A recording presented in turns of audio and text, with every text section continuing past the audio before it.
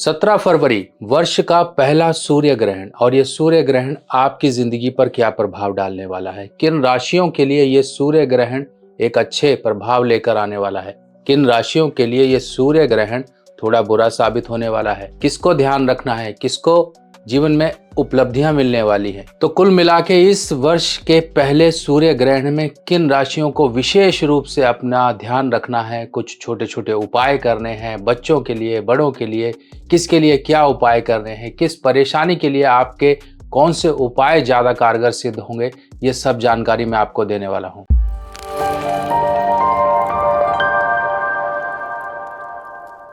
नमस्कार दोस्तों, मैं सुभाष शर्मा चंडीगढ़ से ज्योतिष ज्ञान में आपका स्वागत करता हूं। तो 2026 की ये फरवरी यानी कि 17 फरवरी आपके जीवन में कुछ विशेष रूप से उथल पुथल मचाने वाली है। ये उथल पुथल आपके लिए अच्छी भी हो सकती है, ये उथल पुथल यानी कि शफलिंग आपके लिए खराब भी हो सकती है, क्योंकि हम सनातनी हैं, हमारी रूट यानी कि हमारी जड़ सनातन है और हम प्रकृति के उपासक हैं, प्रकृति की पूजा करते हैं। हम प्रकृति से जुड़ी हुई जो हमारे जीवन को पनपने में मदद करती है, चाहे वो पेड़ पत्ते, फूल पौधे, जल, नदियां, कुछ भी हो, हम उनकी पूजा करते हैं, हम उन्हें भगवान मानते हैं। इसी प्रकार से सूर्य देव जो कि प्रकृति के संचालक हैं, प्रकृति को एक प्राण देते हैं, प्राण वायु देते हैं और उनके अंदर वो ऊर्जा भरते हैं। बिना सूर्य की रोशनी के अंकुरित एक बीज तक अंकुरित नहीं हो सकता।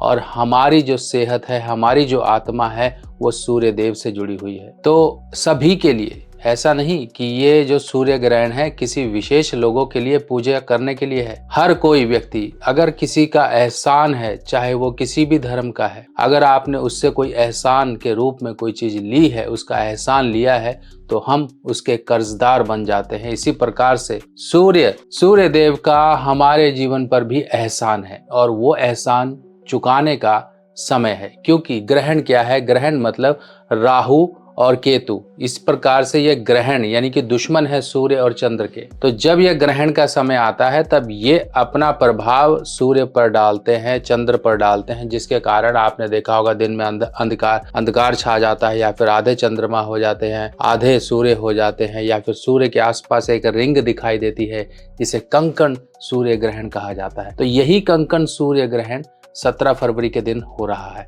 और ये शाम के समय का है, लगभग 4 बजे का।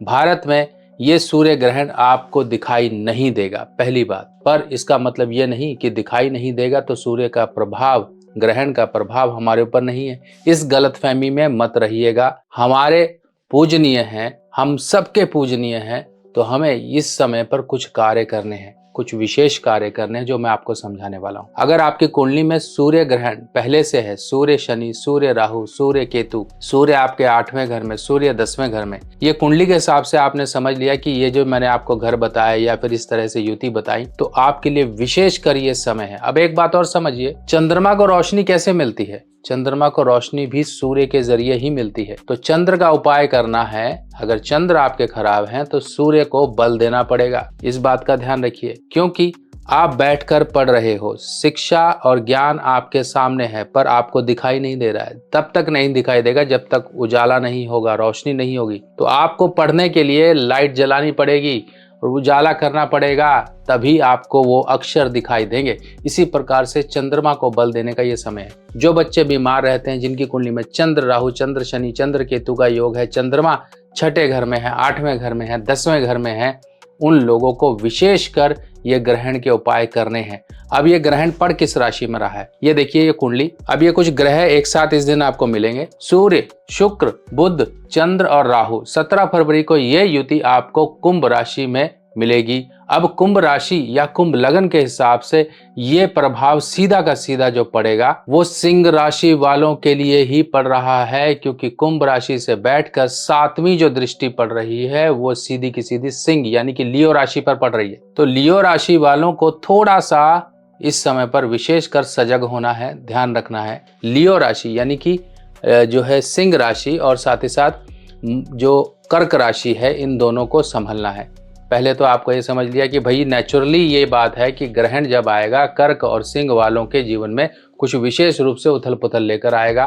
और ये ग्रहण कुंभ राशि वाले पर पड़ रहा है, यानी कि कुंभ राशि में पड़ रहा है, तो कुंभ राशि वालों को भी अपना ध्यान रखना है। कुंभ राशि साथ साथ मकर राशि, ये दो राशियां एक दिन का अगर आपने कुछ प्रयोग कर लिया तो बहुत हद तक आपका जीवन अच्छा हो जाएगा, क्योंकि गोचर और ये समय बहुत आपके लिए पॉजिटिव चल रहा है। इस कुंभ राशि और मकर राशि वालों के लिए इस पॉजिटिव समय को खराब मत होने दें। एक बार अगर दूध में खट्टा डल गया तो पूरा आपका दूध ही फटकर खराब हो जाएगा। इसी प्रकार से बचाव कर लीजिए। अब क्या करना है, ये ग्रहण का समय है। इस समय में जो माताएं बहनें पेट से हैं, गर्भ से हैं, वो अपने पेट पर जो है मुल्तानी मिट्टी लगाएं। अपने घर के खाने में कुशा या दूर्वा डालें। और जिन लोगों की कुंडली में ग्रहण दोष है, पहले ही मैं आपको बता रहा हूं, नहीं कुछ समझ आ रहा है तो दूर्वा यानी कि घास लीजिए बाहर से, उसको अंगूठी की तरह बनाइए और अपनी उंगली में पहन लीजिए।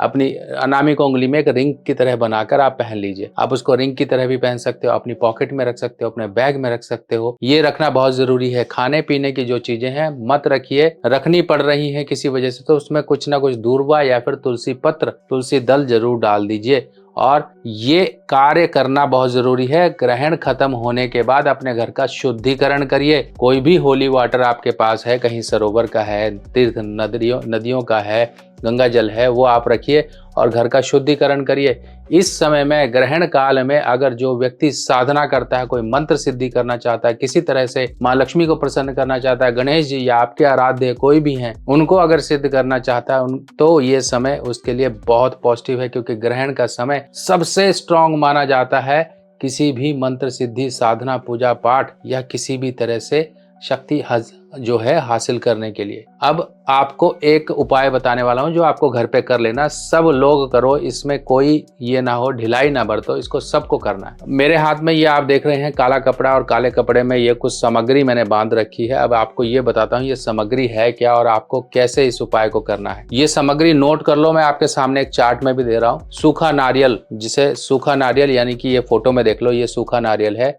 गोला जिसे बोलते हैं, गोला भी बोलते हैं और ड्राई कोकोनट भी बोलते हैं, जो मिठाई में डलता है। ये सूखा नारियल आप ले लीजिए। थोड़े से साबुत उड़द ले लीजिए, काले वाले साबुत उड़द ले लीजिए। तिल ले लीजिए, तिल, ये काले रंग के तिल ले लीजिए। बादाम आप चाहे गिरी वाले ले लीजिए चाहे साबुत ले लीजिए। ये आइटम्स आप ले लीजिए। एक काजल की डिबिया ले लीजिए, 5-10 रुपए की आएगी काजल की डिबिया। अगर नहीं मिल रही है तो कोयले का टुकड़ा भी आप ले सकते हो। अगर वो नहीं है, काला सुरमा भी आप ले सकते हो। इस तरह से सब सामग्री ले ली। अब कपड़ा बिछाइए। कपड़ा कितना लेना है, कितना भी ले लीजिए, आपको पता है इतनी सामग्री है तो कम से कम इतना कपड़ा चाहिए। लगभग ये देखिए कितना हो गया, ये लगभग 1 फुट कपड़ा हो गया। 1 फुट कपड़ा लीजिए, उसके अंदर आप ये सारी सामग्री रखिए। इस तरह से बांध दीजिए। इसको बांध कर कितनी बनानी है, कितनी पोटलियां ऐसी बनानी है, जितने घर के मेंबर हैं, जितने घर के मेंबर हैं सबके लिए एक एक पोटली बना लो। ग्रहण का समय ये आपके घर, ग्रहण से पहले ये पोटलियां आपके घर में तैयार रहनी चाहिए। इस तरह से देखो ये बांध ली है, ऐसे ये सामग्री सारी बांध ली जाती है। और फिर बाद में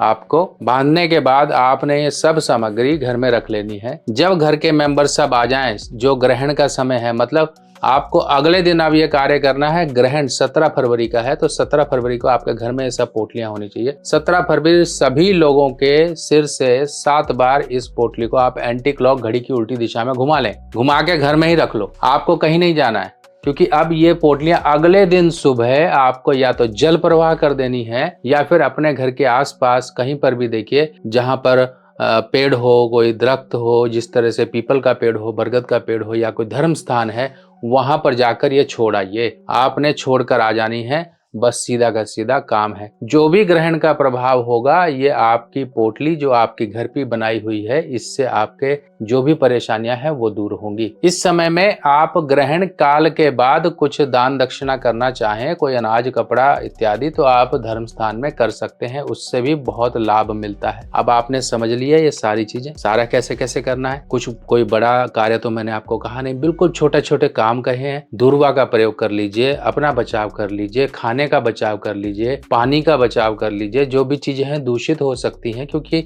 इस समय पर वायुमंडल में दूषित किरणें बहुत ज्यादा फैलना शुरू हो जाती हैं, जिनका प्रभाव अगर हमारे जीवन में आ गया तो उनको निकालते निकालते ही समय लग जाता है। तो ये सब आपने कर लिया। अब एक बात समझिए, चंद्रमा जिसके पीड़ित होंगे उसके लिए महादेव की पूजा बहुत जरूरी है। यानी कि महादेव पर अगर आप सुगंधित द्रव्य चढ़ाते हैं तो समझिए आपके चंद्रमा का दोष दूर हो जाता है। महादेव की कृपा तो मिलती ही मिलती है। जिनको सुगंधिम पुष्टि वर्धनम जो है महामृत्युंजय मंत्र में भी ये उल्लेख आता है, यानी कि आपकी जो सुगंध है उस सुगंध का मुझे थोड़ा सा भी हिस्सा मिल जाए तो मेरा जीवन सुगंधित हो जाएगा। तो महादेव पर इत्र चढ़ाने का, सुगंधित द्रव्य चढ़ाने का, चंदन चढ़ाने का, सुगंधित भस्म चढ़ाने का बहुत बड़ा महत्व है। और ये महाशिवरात्रि को जरूर करिए, क्योंकि राहु और केतु की शांति महादेव के द्वारा ही हो सकती है। और आपके चंद्र सूर्य सब चमकते मिलेंगे, आपका जीवन चमकेगा, जीवन की परेशानियां दूर होंगी। ये कार्य कर लीजिए। अब जिनकी कुंडली में पहले से ही सूर्य ग्रहण है या चंद्र ग्रहण है, उनके लिए मैं एक बढ़िया सा सजेशन बताता हूँ। आप मोती पहनते हो, सफेद रंग का मोती पहनते हो, उससे इतना बेनिफिट नहीं मिलेगा आपको। सुनहरे रंग का गोल्डन कलर का मोती पहनिए। ये देखिए फोटो में इस तरह का होता है गोल्डन कलर का मोती, जिसे आप चांदी या पंचधातु में बनवा के लॉकेट या रिंग के रूप में धारण करिए। और महाशिवरात्रि के दिन अगर आपने धारण कर लिया तो समझो आपकी तो बल्ले बल्ले है। ये इतना ज्यादा पावरफुल और पॉजिटिव ऊर्जा से चार्ज ये आपके लिए मोती बन जाएगा कि बहुत कुछ आपके लिए जीवन में लेकर आ जाएगा। बाकी ये महादेव की पूजा और ये महाशिवरात्रि को ऐसे ही मत जाने दीजिए, क्योंकि ये समय जब निकल जाता है ना, तब इंसान सोचता है कि यार मैं कर लेता तो बहुत अच्छा होता है, क्योंकि परिस्थितियां आपको करने नहीं देती। वो यही चाहती हैं कि आप मुसीबत में फंसे हो तो फंसे रहो, पर आपको थोड़ी हिम्मत करनी है। वो हिम्मत के आगे परिस्थितियां भी बेबस हो जाती हैं। हिम्मत कर लोगे और कर लोगे अपना कार्य तो आपका जीवन सफल हो जाएगा, मुश्किलों से बाहर निकल आओगे। राशियां जो बताई हैं वो आपके लिए थोड़ी सी कठिन है, बाकी राशियों पर भी प्रभाव है, पर ज्यादा प्रभाव जो आपको मैंने बताया वो है सिंह राशि, कर्क राशि, कुंभ राशि, मकर राशि। ये 4 राशियां निकल गई, बच गई 8 राशियां। उन 8 राशियों के लिए अगर अच्छा करना है तो इस समय में कुछ ये उपाय बताए गए हैं, ये कर लो, सचमुच में सब अच्छा हो जाएगा। बाकी आप सभी लोगों से एक ही रिक्वेस्ट है, जाते जाते कमेंट सेक्शन में हर हर महादेव या फिर आपके इष्ट देवी देवता का जयकारा जरूर लगाइएगा।